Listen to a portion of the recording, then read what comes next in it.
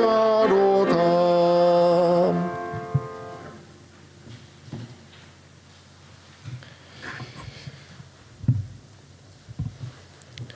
하나님께서 사랑하시는 우리 이문동교회 성도 여러분, 안녕하십니까? 네, 또 함께 영상을 통해서 예배드리시는 우리 성도 여러분, 안녕하십니까? 오늘은 저희 국화 이문성서대학 시리즈를 저희가 기본교리로 시작하고 있는데요. 구원론 파트의 국화 이제 마지막 시간이 되겠습니다.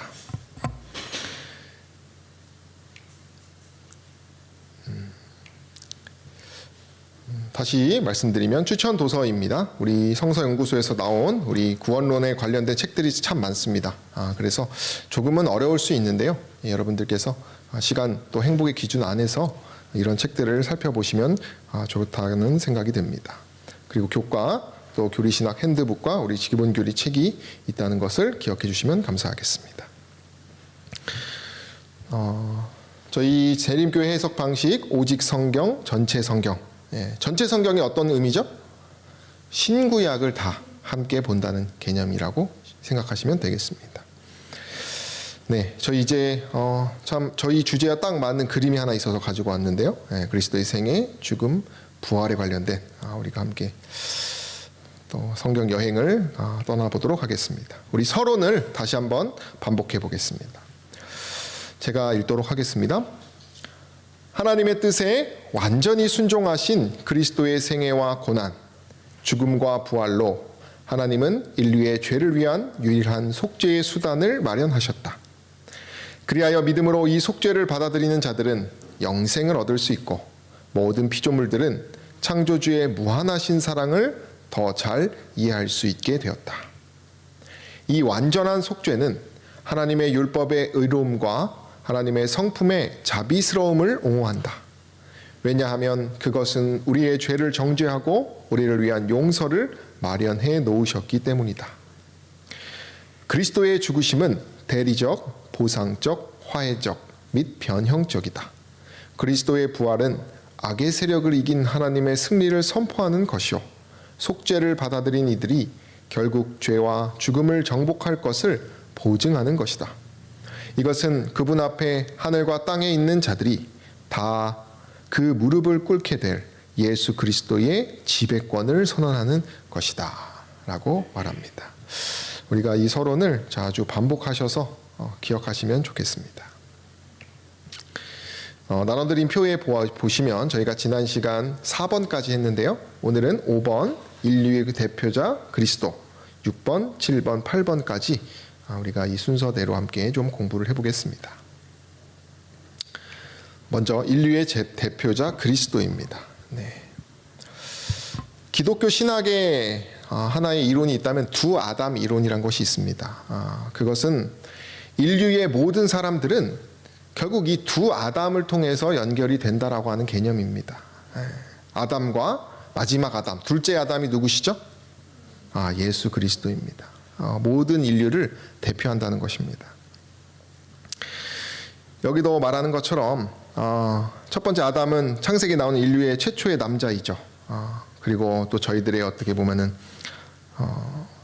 인류 육적 출생을 대표하는 인물이라고 볼 수 있겠는데요. 아담의 범죄 결과를 지우지만 영적인 출생을 경험하는 사람은 그리스도의 완전한 생애와 희생의 혜택을 받는다라고 하는 것입니다. 그래서 저희에게는 사실은 둘째 아담, 그 신학, 그리고 그 믿음이 중요하다는 것입니다.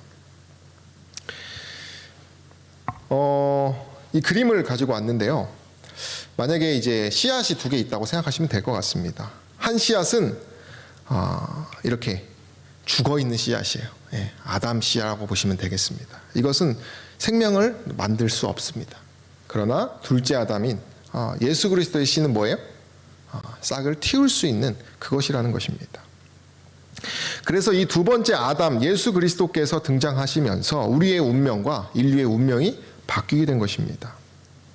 그리스도께서 각 사람을 위하여 맛보신 죽음은 둘째 사망, 곧 죽음의 본격적인 저주를 또 우리에게 상징하고 있습니다.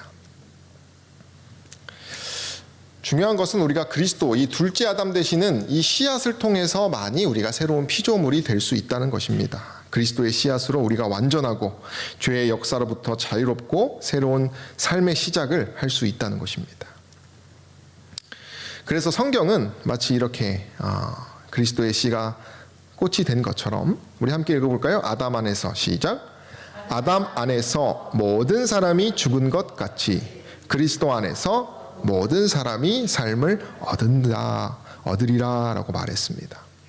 우리 모두가 아담, 육적 첫 번째 아담 때문에 죄를 받고 그 운명에 살아가지만 둘째 아담이신 예수 그리스도를 통해서 우리가 새로운 삶을 살 수 있다는 말씀을 전하고 있는 것입니다. 마치 겨울 이후의 봄처럼 우리 예수께서 이렇게 우리에게 희망을 주신다는 것입니다. 두 번째로 그리스도의 생애와 우리가 구원에 대해서 좀 살펴보고자 합니다. 자, 여기 보면 죄로 말미암아 생긴 틈을 메우는 데는 그리스도의 죽음뿐 아니라 뭐도 필요하다고 말합니까? 그분의 생애도 필요하다는 것입니다. 자, 이게 맞는지 모르겠지만, 자, 예수 그리스도의 죽음은 자동차의 엔진과 같다. 이렇게 생각해 보시면 어떨까 생각이 들어요.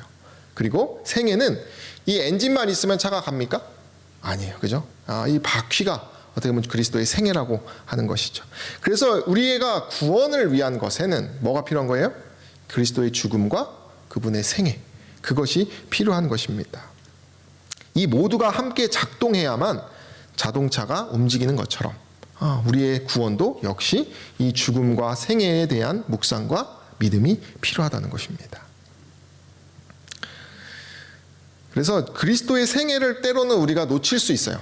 그리스도의 죽음만 생각하고 십자가만. 그러나 이 생애도 중요하다는 개념을 우리에게 말하고 있는 것입니다. 그래서 이 자동차가 이 두 가지가 함께 작동해서 구원이라고 하는 목적지에 가는 것입니다. 그죠? 우리가 이 두 가지를, 그리스도의 삶은 우리가 어떻게 살아야 하는지를 보여주는 것입니다. 그리고 그분의 죽음은 우리의 죄를 용서받을 수 있는, 우리의 운명을 바꾸고 우리의 죄가 용서받을 수 있는 방법을 제공하는 것입니다. 로마서 5장 10절은 이렇게 말합니다. 함께 읽어보겠습니다. 곧 우리가, 시작. 곧 우리가 원수 되었을 때에 그 아들의 죽으심으로 말미암아 하나님으로 더불어 화목되었은즉 화목된 자로서는 더욱 그의 살으심을 인하여 구원을 얻을 것이니라. 네, 이 죽으심과 살으심, 이것을 강조한다는 것입니다. 그래서 우리가 그리스도의 삶과 살으심과 죽으심을 잘 이해할 것이 필요한 것입니다. 성경을 보실 때도 그 두 가지의 개념을 한번 찾아보는 거예요. 그 사상을. 자, 그러면 이제 또 다른 주제입니다. 그리스도의 완전한 생애가 나를 위해 무엇을 해줄 수 있는가? 그 부분을 우리가 좀 생각해 보겠습니다. 이 질문을 다르게 말한다면 예수 그리스도의 완전한 생애가 우리의 삶에 어떻게 영향을 미치는가? 라고 하는 부분입니다.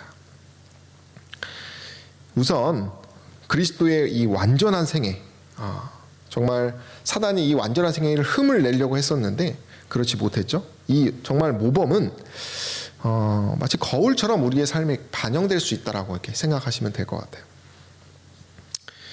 첫 번째 좀 살펴보면 예수님은 하나님께 전적으로 의존하시면서 순결하고 거룩하고 사랑스러운 생애, 바로 이것이 완전한 생애입니다. 마치 밤하늘의 별처럼 우리에게 이렇게 딱 목적을, 뭔가 딱 그런 희망을 주는 것이죠. 그분은 사랑 또 거룩, 순결에 있어서 완벽하신 분이었습니다. 성경은 그리고 두 번째로 그분은 그러한 고귀한 별과 같은 생애를 회개한 죄인들에게 어떻게 주셔요? 선물로. 그냥 믿으면 주시는 것입니다. 조건이 없는 것이. 어떤 신학자는 그것이 값으로 매길 수 없기 때문에 그냥 조건 없이 주셨다라고 말할 만큼 하나님께서는 대가 없이 그저 선물처럼 자신의 전부를, 자신의 모든 것을 우리에게 주셨습니다. 이 선물을 통하여 우리는 삶을 변화시킬 수 있고 우리가 완전을 향해 나아갈 수 있는 것입니다. 선물 싫어하는 사람 아무도 없잖아요. 그죠? 세 번째는 그분의 완전한 품성은 인간이 스스로 이루고자 시도함으로 입은 더러운 옷을 가리우기 위해 그분께서 주시는 결혼 예복 또는 의의 두루마기로 표현되어 있습니다. 저도 이제 이 마이를 항상 걸치고 다닐 때가 있는데 때로는 이제 바빠가지고 이 안에 있는 것을 셔츠를 이제 다리지 못했을 때 구김 있을 때가 있어요, 그죠? 근데 이걸 옷을 입으면 어때요? 그것이 다 가려집니다. 그와 같이 우리의 죄, 우리의 허물을 예수께서 어떻게 하시는 거예요? 그죠? 가려 주시는 것입니다.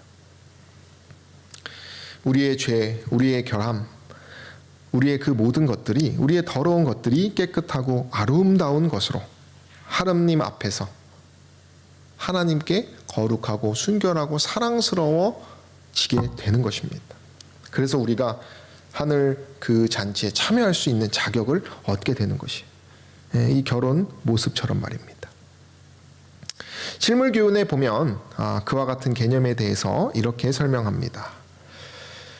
우리가 그리스도께 자신을 굴복시킬 때 우리의 마음은 그분의 마음과 연합되고 우리의 의지는 그분의 의지에 합병되고 우리의 정신은 그분의 정신과 하나가 되고 우리의 생각은 그분에게 사로잡히게 된다. 우리는 그분의 의의 옷으로 가리움을 받는다. 하나님은 참회하는 죄인을 보실 때 그분은 벌거벗음이나 죄의 흉함을 보지 않으시고 율법에 대한 그리스도의 완전한 순종에 의하여 형성된 의의 두루마기를 보신다. 예. 외모만 보는 것은 누구만 외모만 봐요? 사람만 외모만 봅니다. 예.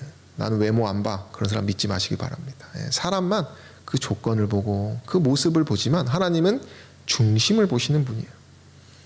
그래서 우리가 우리의 형편과 우리의 상황과 우리의 상태가 어떤지 상관없이 우리가 지금 이 순간 우리 자신을 굴복시킨다면 이와 같은 그리스도의 완벽한 그 모든 품성과 그분의 이 의가 우리에게 더딥혀진다는 것을 기억하시게 되기를 바랍니다. 계속해서 그분의 완전한 생애가 나를 위해 우리를 위해서 무엇을 해줄 수 있는지를 좀 보겠습니다. 십자가를 믿는 것만으로 충분치 않다고 합니다. 무슨 말이냐면 이 믿음과 함께 왕 앞에 나설 수 있게 되려면 우리는 그리스도인의 완전한 뭐요? 생애, 그분의 의로운 품성이 또한 필요하다는 것이에요. 한번 생각을 해보면 한 연기자가 그냥 대본을 읽고 연기하는 것뿐만 아니라 그가 실제로 그것을 완전히 자신에게 투영시켜가지고 감정 표현 또 깊은 이해를 가지고 자신의 삶도 그와 정말 온전히 맞춰가지고 할 때에 참 그 감동이 있던 것처럼 우리가 그리스도의 완전한 생애를 믿고 정말 우리가 마음을 다해서 뭐 할 필요가 있어요? 그 생애를 쫓아가는 것이 필요한 것입니다. 그래서 우리가 그렇게 꼭 되지 않더라 할지라도 마음가짐이 중요하다는 것이죠. 내가 그리스도와 닮고자 하는 마음, 끊임없이 그것을 우리가 가져야 한다는 것이.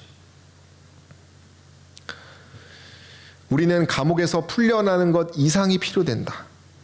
우리는 왕의 가족으로 입양될 필요가 있다. 우리가 십자가를 믿는 것 이상으로 그분의 삶과 그분의 의를 받아들이고 하나님의 가족으로서 정말 그 더 큰 목표를 가지고 그리스도와 함께 그리스도의 향기가 나는 그러한 삶을 추구해야 한다는 것입니다. 그래서 우리가 어떤 때로는 이제 죄에서 벗어나는 것만 우리가 찾을 때가 있어요. 그러나 거기서 한 번 더 어떻게 해야 돼요? 우리가 한 걸음 더 가야 하는 것입니다. 그것이 왕의 가족으로서 살아가는 것이 그것을 의미하는 것이죠. 계속해서 보면 부활하신 그리스도의 중보 봉사는 용서와 옷 입힘이라는 이중의 목적을 갖고 있다. 즉 그의 죽으심과 생애를 우리의 생애와 하나님 앞에서의 우리의 신분에 적용하는 것이다. 예수께서 십자가에 달려 돌아가셨을 때 다 이루었다고 하셨습니다. 그죠? 그분은 영적으로 또 인간의 몸으로서 인자된 모습으로 그분의 삶을 완전히 이루어내신 것입니다. 하나님의 의무를 다 하신 것이에요. 마치 예술가가 자신의 어떤 대작을 다 그려놓고 마무리를 딱 찍은 것처럼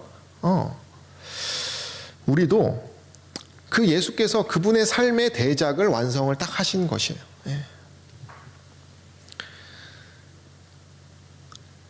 우리도 역시 그분의 그 완전한 생애의 모본을 따라서 그분의 삶과 희생과 그분의 믿음처럼 우리가 살아야 한다는 것입니다.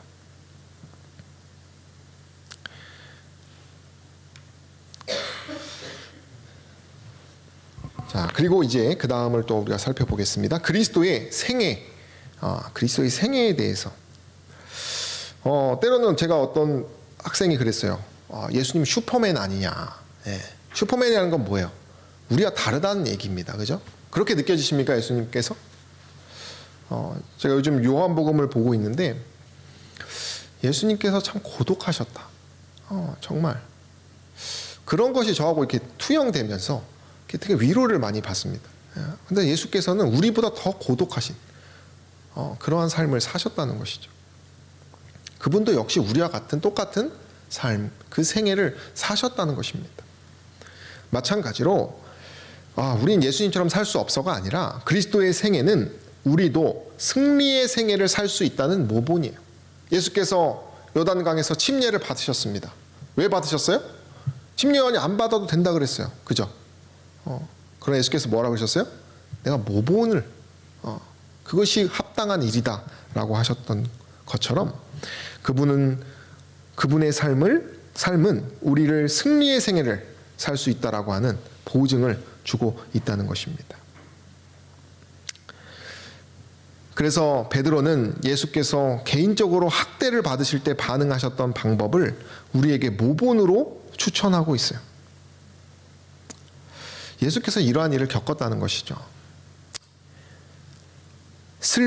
하나님을 생각함으로 슬픔을 참으라 그랬어요, 베드로가. 이 슬픔 누가 겪으셨던 거예요, 먼저? 예수님께서. 선을 행함으로 고난을 받고 참으면 하나님께 아름답다. 왜요? 예수께서 먼저 고난을 참으셨기 때문에. 그래서 우리가 이를 위하여 부르심을 입었다라고 베드로가 말했다는 것이에요. 그래서 마치 예수님께서는 높은 산, 정말 누구도 오를 수 없는 산을 먼저 오르신 그런 분이에요. 등산가셔요. 또 한편으로는 등대와 같은 분이시죠. 빌립보서 4장 13절 우리가 함께 읽어보겠습니다. 내게 능력 주시는 자 안에서, 시작. 내게 능력 주시는 자 안에서 내가 모든 것을 할 수 있느니라. 제 중학교 때 친구 집에 가보니까 그 친구 그 책상 위에 이게 딱 써 있어요. 이 친구가 그때 열심히 공부할 때예요. 제가 교회를 다니지 않는 친구지만 그런 믿음을 가진 것을 보게 되었는데 이 구절은 그리스도의 삶과 가르침을 통해서 우리는 모든 어려움을 극복하고 승리할 수 있다는 것을 말해주는 성경 구절입니다. 선수들을 보면 최고의 트레이너가 옆에 붙잖아요, 그죠? 그 트레이너를 통해서 그들이 동기부여도 받고 훈련도 받고 기술도 받고 그렇게 해서 금메달을 따는 것처럼 예수께서는 우리의 최고의 트레이너로서 우리에게 능력도 주시고 힘도 주시고 감동도 주시는 분이라는 것을 그 생애를 그렇게 설명하고 있는 것입니다. 자, 이제 그리스도의 부활 그리고 구원에 대해서 좀 살펴보겠습니다. 성경은 이렇게 이야기합니다. 그리스도께서 만일 다시 살지 못하셨으면 우리의 전파하는 것도 뭐예요? 헛것이요. 또 너희의 믿음도 헛것이요. 17절은 뭐라고 합니까? 그리스도께서 다시 사신 것이 없으면 너희의 믿음도 헛되고 너희가 여전히 죄 가운데 있다라고 말했다는 것이.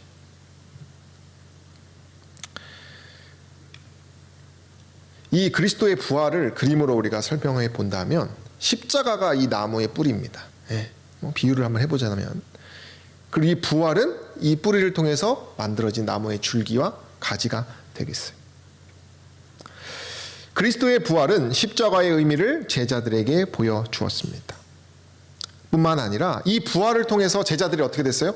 믿음 약했던 제자들이 확실한 보증을 가지고 그리스도의 생애, 그 순결의 생애, 그리고 그렇게 자신의 십자가를 지고 살았던 것처럼 그분의 부활은 이 제자들을 변화시켜서 역사를 바꿔놓는 그런 능력을 주었습니다. 마치 이 나무가 향기가 나는 것처럼 이 부활을 경험한 제자들이 어떻게 된 것이에요? 그들의 삶이 부활의 능력을 나타내고 살았던 것이죠. 그래서 부활은 십자가와 결코 분리되지 않으며 그 사명의 중심이 되는 것입니다. 그래서 우리가 이 신학을 사실은 지금 우리가 계속 이문성서대학에 뭐 배우는 거예요? 신학을 배우는 것입니다. 근데 여러분들이 그냥 이거 신학만 배우고 머리만 똑똑해져서는 안 되는 것이죠. 그죠? 이것이 우리가 향기가 나는 이 신학이 그냥 내 구원에서 끝나는 것이 아니라 이웃을 사랑하는 것에 그것이 함께 연결되는 것이 진정으로 우리가 제자된 길이라는 것입니다.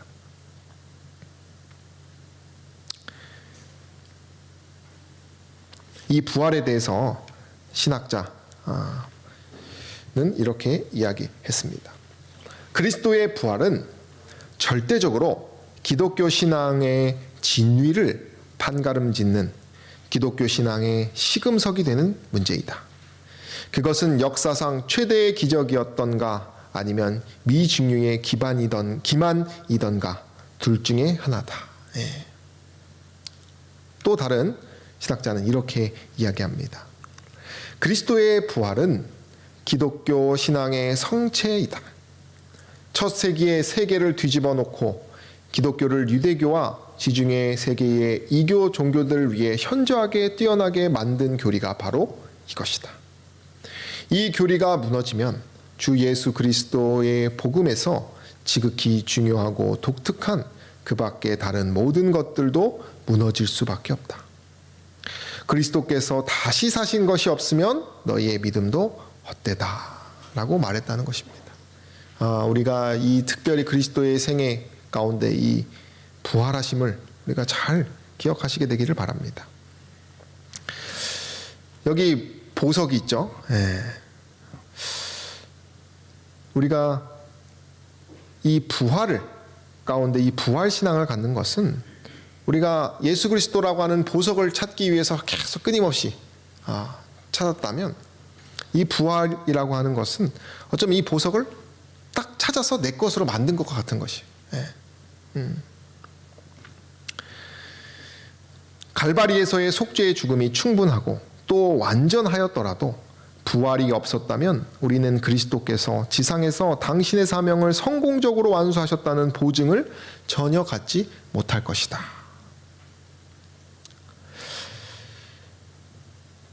제자들이 이 부활을 통해서 정말 성령, 그 오순절 성령을 경험했습니다.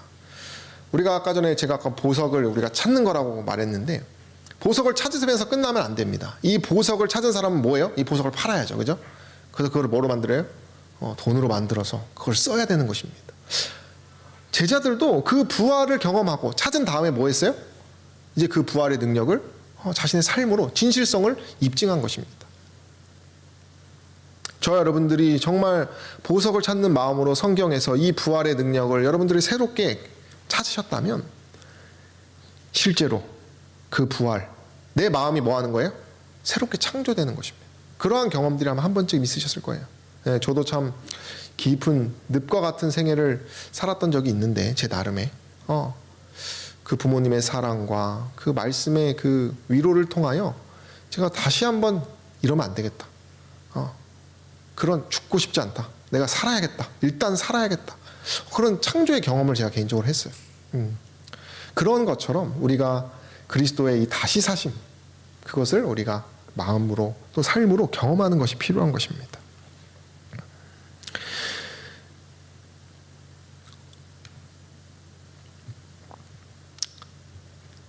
그리고 이제 그리스도께서 구원하시는 봉사의 결과, 그것은 우주 전체의 화목이라고 합니다. 여기 이제 말씀을 쭉 우리가 좀 함께 보겠습니다. 하나씩. 이는 이제 교회로 말미암아 하늘에서 정사와 권세들에게 하나님의 각종 지혜를 알게 하려 하심이니.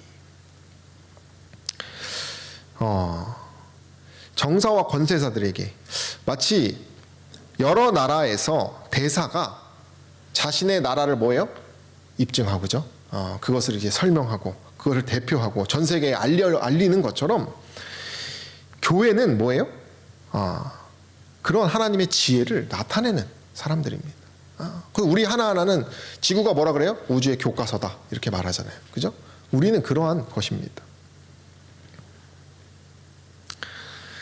고린도서 1장 20절은 그의 십자가의 피로 화평을 이루사 만물 곧 땅에 있는 것들이나 하늘에 있는 것들을 그로 말미암아 자기와 화목하게 되기를 기뻐하라. 가족이 싸웠다가 뭐 한 거예요? 그리스도를 통하여? 가족들이 흔히 제가 계속 보면은 어떤 돈 문제로 싸우거나, 그죠? 어떤 그런 어떤 다툼으로 인해 여러 다툼들이 있는데, 그런 것들이 누군가의 희생을 통하여, 제가 이종근 교수님이 자신이 사실은 가족들에게 받을 유산이 참 많았다고 제가 들었어요. 근데 그분이 그리스도의 정신을 그걸 다 포기했다. 자신이 그걸 가지려고 하면 다툼이 일어나기 때문에 믿음 가운데서 그것을 포기했다, 그런 얘기를 제가 들었거든요. 물론 그것이 주관적인 경험이겠지만 그러한 누군가의 희생으로 뭐 하는 것이에요? 다툼의 여지가 사라지는 것이죠. 근데 예수께서는 하나님과 우리 사이의 그 죄의 그 장벽을 그분의 죽으심으로, 그분의 희생으로 완전 허무시게 됐다는 것이에요. 빌립보서 2장 10절로 11절은 뭐라고 말합니까? 하늘에 있는 자들과 땅에 있는 자들과 땅 아래에 있는 자들로 모든 무릎을 예수의 이름에 꿇게 하시고 모든 입으로 예수 그리스도를 주라 시인하여 하나님 아버지께 영광을 돌리게 하셨느니라. 그리스도를 주라 시인했다라고 하는 것은요, 왕이나 어떤 그러한 하나님의 보좌 앞에 그 백성들이 그것을 온전히 순종하는, 굴복하는 국민들의 어떤 그러한 개념이라고도 볼 수 있어요. 우리가 그리스도의 그 통치를 인정하는 것입니다. 그것은 하늘에 있는 자들뿐만 아니라 땅에 있는 자들, 또 땅 아래에 있는 자들, 모든 우주 전체가 그 통치로 하나에 인해서 하나가 되는 것이죠. 여기 그림을 보시면 악기를 조화롭게 연주하고 있는 사람들이 있어요. 뭐 작곡을 하는 사람이 있을 것이고, 여러 악기들이 그리스도의 피로, 그분의 십자가로, 그분의 생애로, 그분의 봉사를 통하여 함께 어우러져 화음을 내고 이렇게 음악을 연주하는 모습, 주변에 우주를 이렇게 제가 넣어놨는데요. 그렇게 우주 전체가 그 그리스도를 통하여 화목됐다라고 우리가 함께 생각해 보면 좋겠습니다. 그 다음 주제로 하나님 율법에 대한 옹호입니다. 자, 율법의 핵심은 무엇입니까? 율법은 어쨌든 공의로워야 하는 것입니다. 그죠? 이 공의는 뭐 순간 바뀔 수 있는 것이 아니에요. 그래서 예수께서 우리가 매번 강조하지만 그분의 완전한 속죄와 그 희생이 그분의 그 율법을 옹호했다는 것이죠. 하나님의 은혜스러운 품성뿐 아니라 자비와 공의를 입맞춤 했다라고 신학적으로 표현하는데요. 그처럼 그분의 거룩한 율법의 공의와 선함 혹은 의를 확인시켰다라고 말하는 것입니다.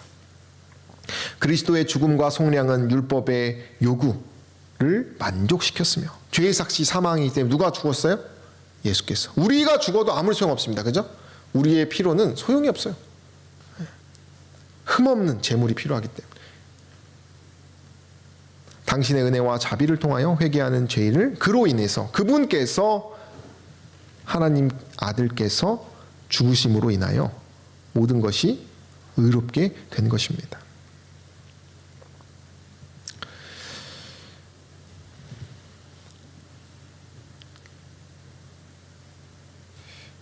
자녀의 잘못을 부모가 대신 짊어져서 그것이 용서되는 것과 같은 또 개념이라고 볼 수 있겠습니다. 그 예수 그리스도에 대하여 로마서 8장 3절로 4절은 이렇게 얘기합니다. 율법이 육신으로 말미암아 연약하여 할 수 없는 그것을 하나님은 하시나니 곧 죄를 인하여 자기 아들을 죄 있는 육신의 모양으로 보내어 육신의 죄를 정하사 육신을 쫓지 않고 그 영을 쫓아 행하는 우리에게 율법에 무엇을 이루어지게 해요? 요구를 이루어지게 한다는 것입니다. 결국 하나님의 통치의 기반은 이 율법이에요. 하나님 뜻입니다. 예. 우리가 그 통치권 안에 살아가고 있기 때문에 우리는 예수께서 믿음으로 그 율법의 요구를 십자가를 통하여 이루어 놓으셨기 때문에 우리는 믿음으로 그것을 얻는 것입니다. 예수님이 누구를 안고 있어요?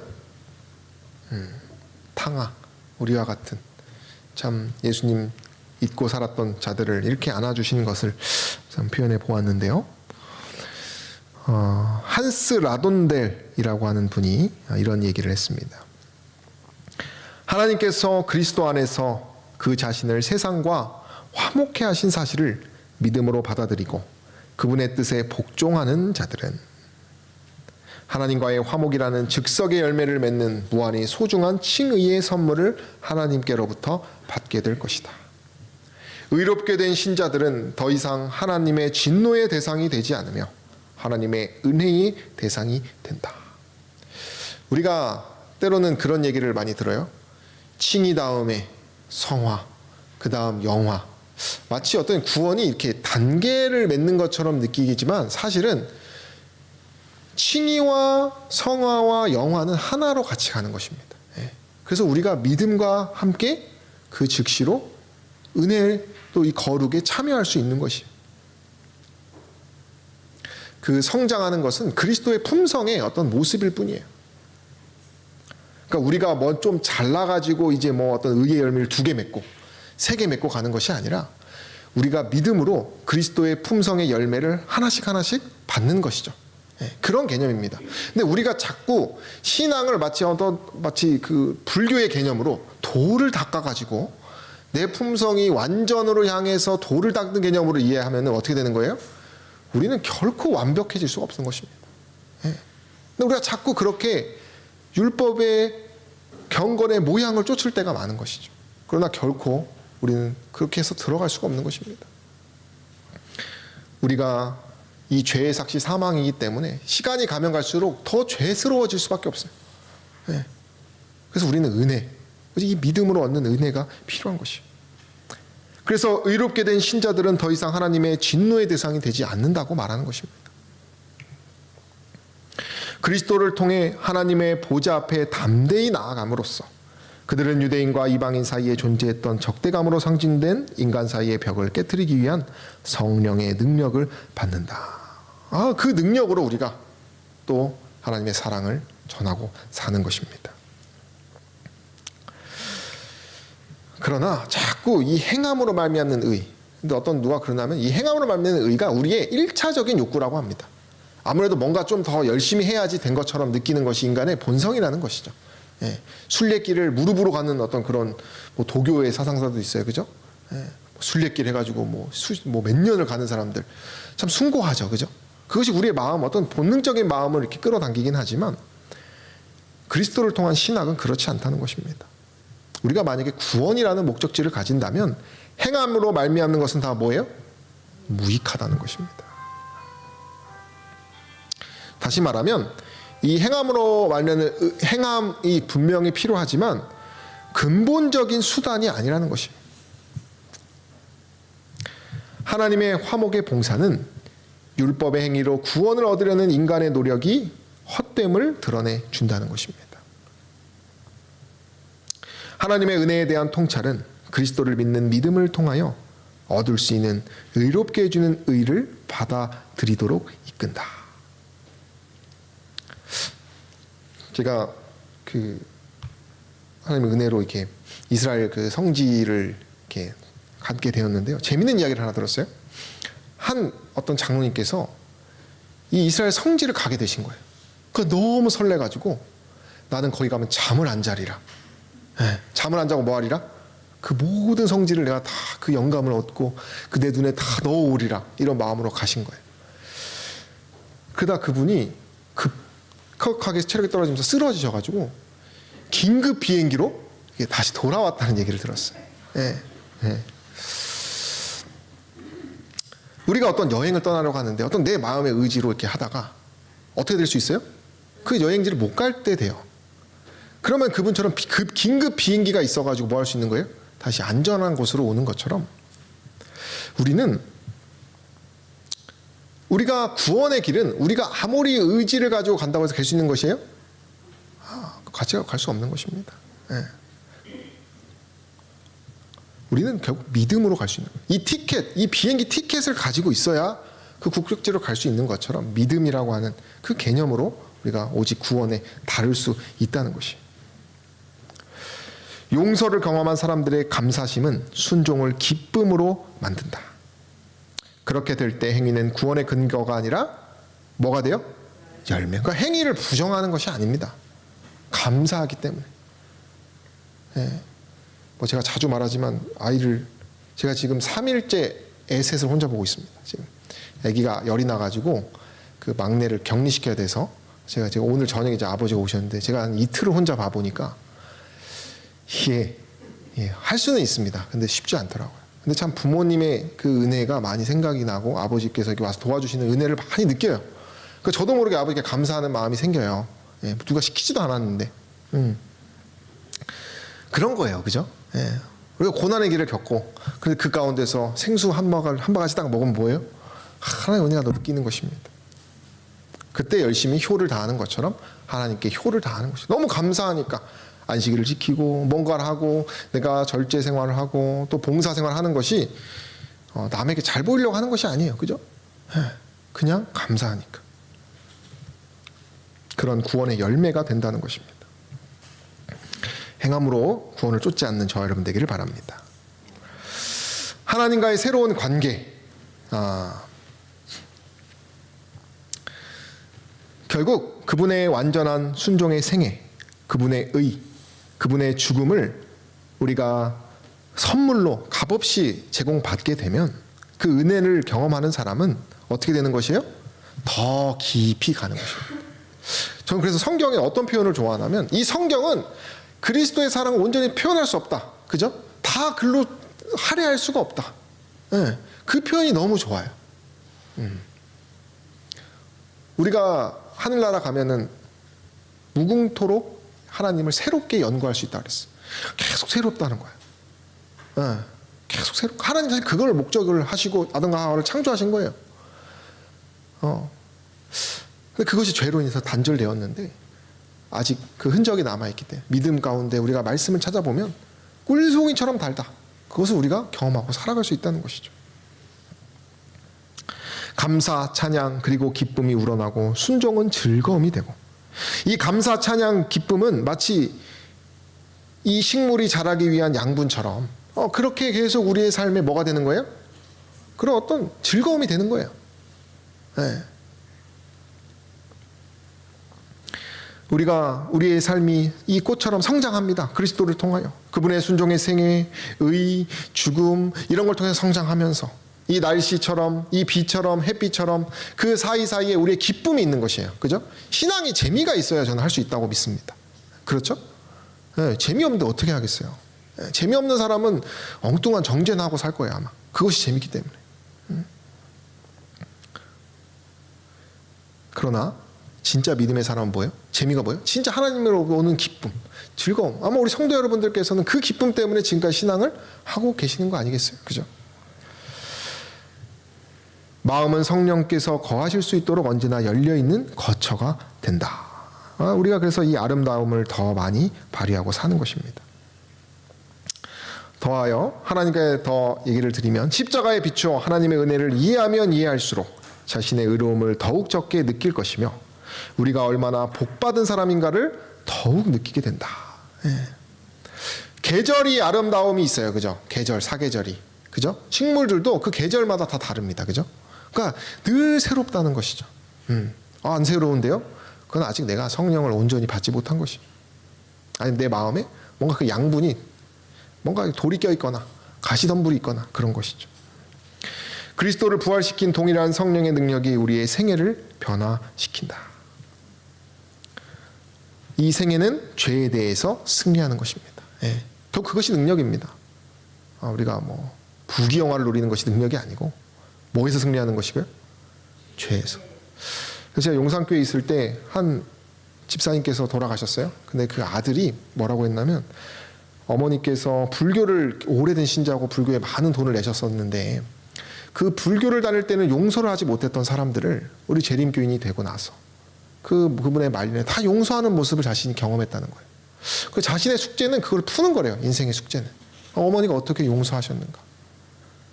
죄에 대해서 그 집사님께서 뭐 한 것이에요? 승리하신 것입니다. 그것이 하나님과의 새로운 관계를 맺고 살아가는 사람들인 것이.